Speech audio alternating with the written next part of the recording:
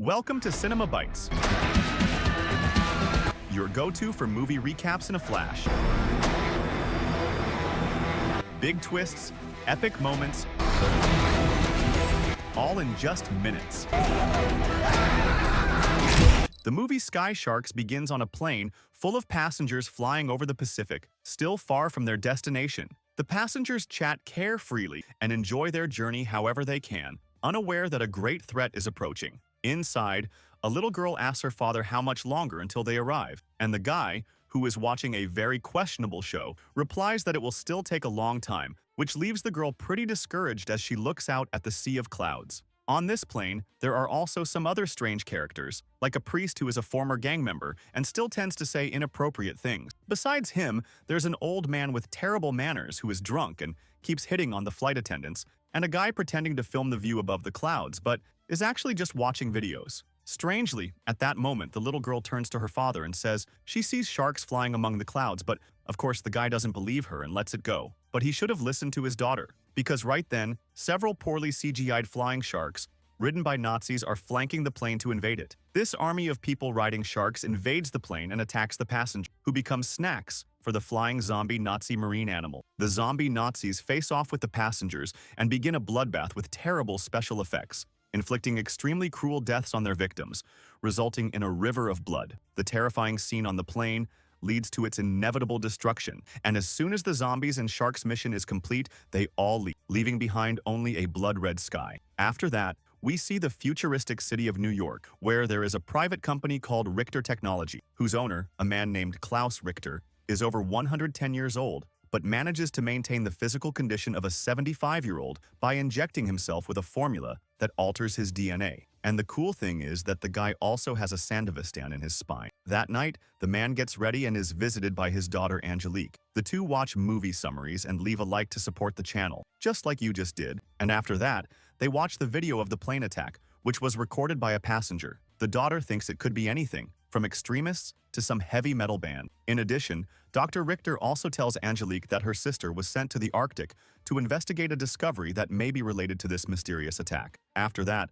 we see Professor Richter's eldest daughter, Diabla, already in Antarctica. She's there to learn more about the giant ship/spaceship that recently became visible thanks to global warming. According to the company, this ship is over 100 years old. There really wasn't much the airplane passengers could do to get out of that situation. After all, they were up against flying sharks mounted by an immortal and armed army. It was just pure bad luck that they were the first victims. When Diabla arrives at the ship, she is surprised by the imposing size of the vessel, something she had never seen before. So she decides to take a look at the cameras around the ship. Seeing that the woman needed help, Diabla and her driver hurry to rescue her, not knowing that she had already met a bad end. At that moment, her father calls her and starts watching the images from her camera. The woman enters that extremely dark ship and starts wandering through the corridors intending to discover some things and help the young girl, something her father was against, and he was right about that. After all, the blonde had already been brutally fed to the sharks. Suddenly, Diabla finds a room with an army of zombie Nazis hanging, and after taking some pictures, she keeps walking.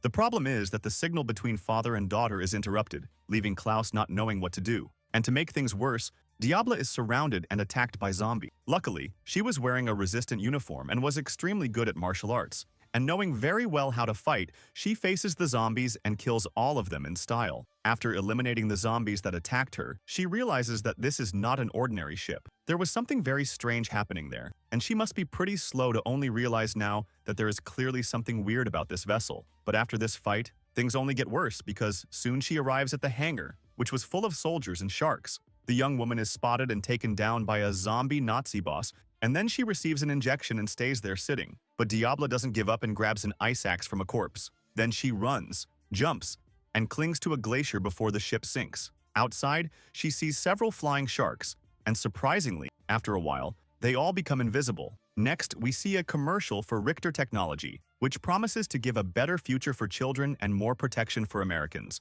just like any American company does every year. After that, Diabla wakes up in Richter's company lab, where she was taken after being rescued. As soon as she wakes up, her father and sister arrive to talk for a bit and soon leave so she can rest and recover. Then we see Angelique continuing her normal life, exercising. Klaus takes his injections, and Diabla seems to be suffering the effects of the vaccine she got from the zombie Nazi boss. as she slowly appears to be turning into one of them. Later, while the father is sitting at the table with his two daughters during the meal, Angelique asks her father to tell them everything he knows about what might be happening. So Klaus begins to share the story from 1944, when the Nazis were already in a bad situation and practically defeated. Hermann, someone of high rank in the army, went to visit Dr. Kammler to find out if he had anything that could help reverse the tide of the war, which was almost lost, as even his squad had already been wiped out. They exchange initial greetings, have a drink, and Kammler shows his presentation, which was a commercial about his K7B serum. This commercial was intended to keep the army's hope alive and show that things could still improve. This K7B serum could transform soldiers into super soldiers,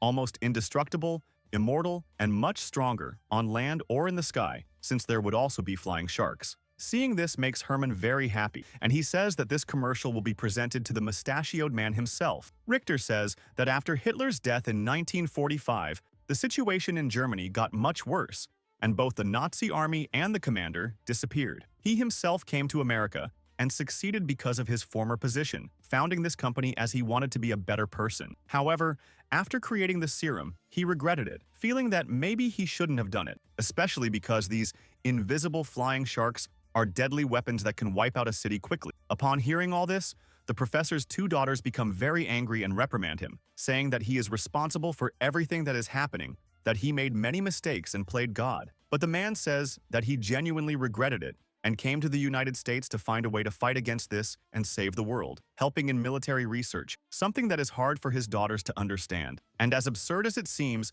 the United States of America really served as a refuge and recruited several Nazi scientists so they could contribute their knowledge to future battles. An example of this is Arthur Rudolph, who, while he was in the German army at the time, used forced labor for his research. But even so, he was brought to the USA and became one of the pioneers of the space program, even winning NASA awards. And another good example is Otto von Bolschwing, who was from the SS, and even so was accepted as a CIA agent after World War II. Next, newspapers show the zombie Nazi army attacking New York and other countries, including England, Russia, Spain, and Germany, literally causing a global emergency situation. Given all these circumstances, Klaus and Angelique communicate with the American general via video call, a general played by Tony Todd, an actor who played the iconic Candyman, and later started doing a bunch of low-tier movies like this one and Hatchet. Poor guy. But everyone has to pay the bills, right, anyway? As soon as the meeting starts, many other people from various countries join to exchange information.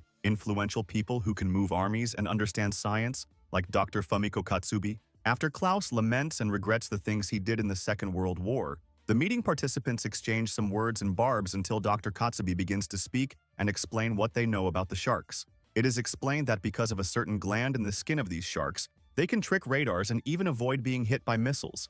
And knowing this, it is decided that a department will be created for technological advances to counter this. Soon it is shown that Wall Street has stopped functioning, as have the airports, because they are under martial law in the airspace. And the fact that people cannot leave the country causes media intrigue. A few days later, we see Tyler picking up a suitcase that supposedly contains the antidote for the zombie virus. After this, the guy goes and meets with the Richter sisters, and although it is clear that Diabla is not well, she just denies it, saying it is nothing. Next, at the airport, after many days of interruption, a single flight is cleared for a small group of people to board, causing great commotion among them. And finally, all the passengers board the plane with enthusiasm. On the flight, there are obviously various types of people, like the perverted father who doesn't care about his son, the jerk who is annoying to the flight attendants, the couple, and the agents who are there, and none of them seem very concerned. Meanwhile, the professor's two daughters, Tyler, and many other agents follow the plane heading to New York with the objective of eliminating the zombies, as they know the Nazi zombies will attack that plane. After all,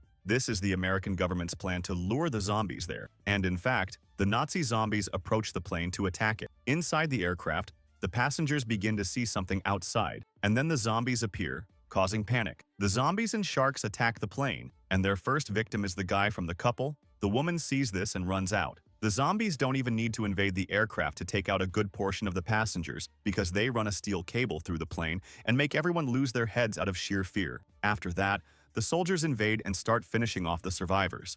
At the same time, in another plane, the agents use a high-scale electromagnetic pulse to end the invisibility of the sharks. Then, the commander hands over a box containing an antidote for the virus to Angelique. Richter himself created this antidote because he fears that his other daughter, Diabla, could become a zombie and lose control, and this is a way to prevent it. So the old man enters a video call with his youngest daughter and explains that the zombies see Diabla as one of their own, and that's why they should be careful. After that, Klaus enters a meeting with his colleagues from other governments and explains that the zombies are coming after him in New York to finish him off before he can do anything to stop them, and that's why the Dead Meat Project should be put into action. The Dead Meat Project started during a Cold War between Vietnam and Korea. Klaus was working on a serum to create a perfect soldier, and they took advantage of this war to use it on some enemy soldiers they encountered along the way. This perfect soldier called Damien would be controlled by Klaus and could help him in future battles. But one night, during a fight against the enemy, Damien ripped out the signal receiver from his head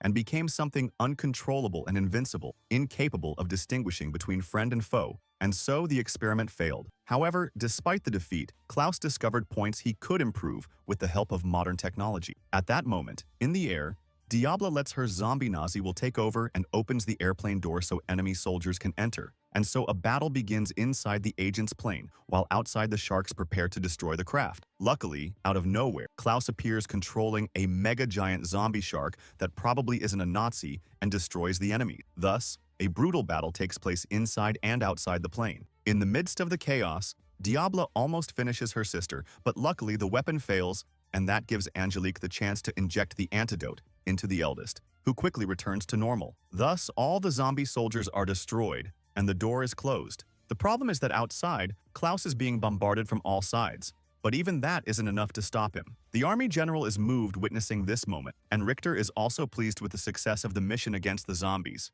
However, it's clear that the real battle is just beginning, and while everyone celebrates, Klaus puts away his Sandevistan and smokes a cigar. If you enjoyed the video, don't forget to subscribe to the channel and hit the notification bell to get more new videos. See you next time.